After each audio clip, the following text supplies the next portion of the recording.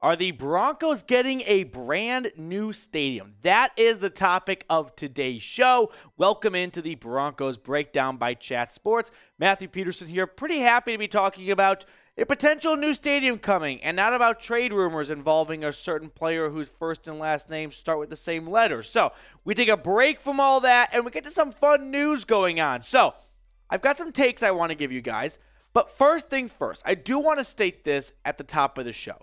Yes, fix the ongoing quarterback issue, right? There has been a lot of blowback to the Broncos want to build a new stadium. That's going to jack up ticket prices. How about they get a quarterback first? That is all true, and you're not wrong for saying that.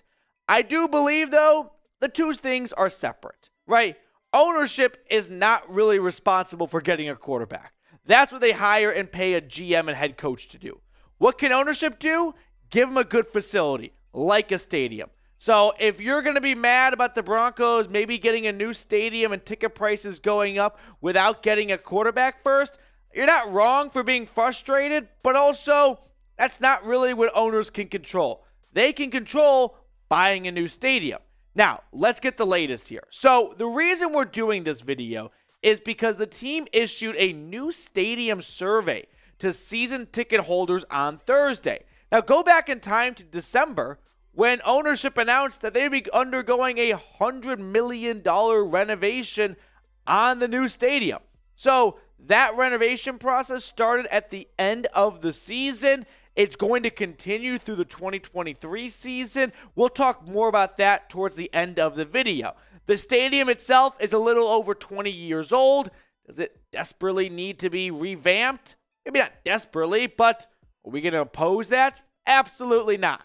Now, let's get into the survey. So, in the survey, they had a couple of questions, one of them being about possible locations.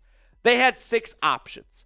The current location, downtown Denver, which is more or less the same, northeast Denver, so closer to the airport where there's lots of space, land is cheap, but you're by the airport. You're out in the middle of nowhere, and the flyovers would suck with the surrounding area.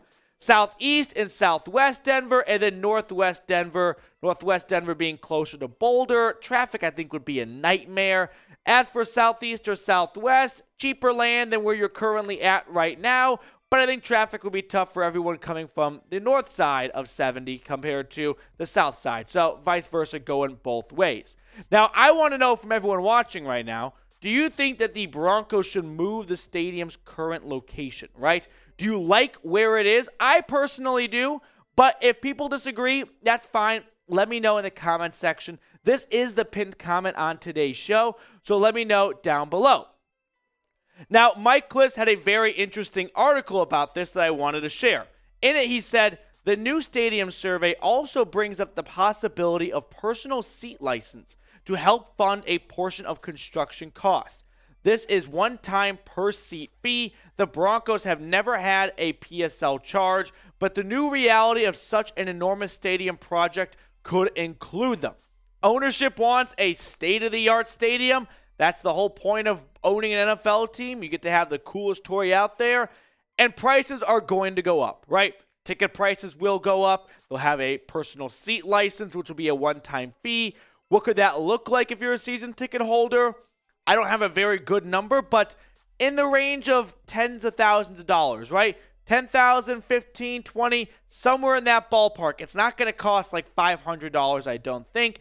Maybe I'm way off, but probably not. So with that being said, we got some other survey responses and questions we're going to take a gander at in just a brief second. But I do ask everyone watching right now that has not subscribed, please go ahead and do so. We're so close to 13,000 subs. Help me out. Hit that sub button so you can continue to get the best Broncos YouTube coverage out there. Getting back to the survey. They had a question that had 15 factors, and they wanted the survey responders to list their most important factors. Here were the first 10. Availability of chain restaurants, availability of social gathering spaces, concourse size, ease of stadium ingress and egress, that's going in and out of the stadium, eco-friendly design, heating, location, number of concessions, parking availability, public transit availability, Some other ones were seat comfort, shading, sightness to the field, tech for mobile phone connectivity and Wi-Fi, and variety of seat products. Of those 15 factors, my top 5, and this is open for debate, so you're welcome to create your own list. I went with concourse size. I think people that come to the game early don't really want to sit in their seat for 60 to 70 minutes and eat their food in the cold all bundled up. They want to go to a nice big concourse where they can sit at a table or stand at a bar, right? Nice size. I think that's important for those of you that like to go to games early. Location. I like the current location. I would not want to see it moved. So, of course, that's going to make my top 5. Number of concessions. No one likes long lines. It is the most anti-American thing ever. We hate long lines in this country. Do not make us stand in a long line. The more concessions, the better. No one likes going to an away stadium and spending a whole drive in line to get a beer or a hot dog. Sightness to the field. No one wants to go to a brand new stadium and sit behind a big pole. It's embarrassing. It's a skid mark on the Broncos if they build a new stadium and they're horrible views. People want to go. People don't want to spend a ton of money to sit in the nosebleeds, knowing what they're getting, the nosebleeds, but also just see ants on the field or try and look through a pole. Public transit availability. I went with that one because I think that one helps with easing of parking if you can take the dart over there, or public transit availability also helps with eco-friendliness. If you got more people taking the train, the bus, whatever, they're not going to hop in the car and drive.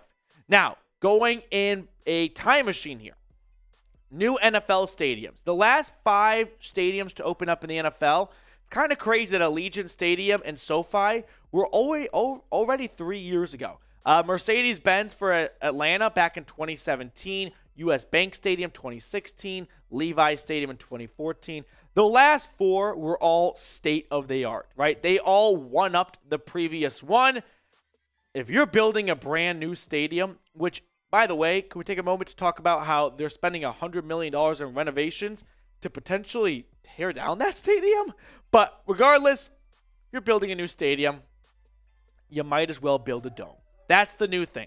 You get to host Final Fours. You get concerts year-round, right? You get Taylor Swift's stadium tour in the winter, okay? You get to host indoor events. You get to host the Super Bowl. You might as well build a dome if you're going to go down that route. You're going to taxpayers are going to have to pay for it. If you're going to pay a little, I'd rather pay a little bit more and get a dome out of it that can be used year-round. Yes, you do lose a very important piece in fabric and DNA of Broncos football, which is outdoor, in the elements, in the snow. And I get that, and that sucks. But when has that really served to Denver's advantage, right? The Broncos have some awesome record at the end of the seasons that pushed them in the postseason lately? No. So, yeah, it kind of stinks that you lose that element. But you know what? I'd rather be winning in a dome because the quarterback plays better than freezing my tail off watching this team lose off of Brandon McManus' missed kick because the wind got to him. So let me know if you think they should build a new stadium, right? Do you want them to build a brand new stadium or stick with the current one because it's only 22 years old? $100 million renovations are awesome. We're going to look at that in a brief second. Let me know in the comment section below. Now, full transparency, I'm not a season ticket holder. I'm not going to be the one that has to pay for a brand new ticket license, right? I can understand why season ticket holders would be upset at the audacity of this team to trot out garbage and garbage and garbage year after year for 7 straight years at this point, and then ask for more money from them to fund a new stadium before they can even find a quarterback since Peyton Manning. By the way, happy belated birthday, Peyton. But with that being said, I get that. I'm not in that boat. But from someone standing on the sidelines, would a new stadium not be awesome? Come on. We're talking about the Walton-Penners here. They have more money than the 2nd, 3rd, and 4th NFL owners combined. This is going to be the greatest stadium in the world. They spent hundreds of thousands of dollars on brand new grass for one meaningless Week 18 game. They will not spare an expense for a brand new stadium. Sign me up, okay? With that, there are the renovations, though, right? So they announced that they would be starting the $100 million renovations after the season.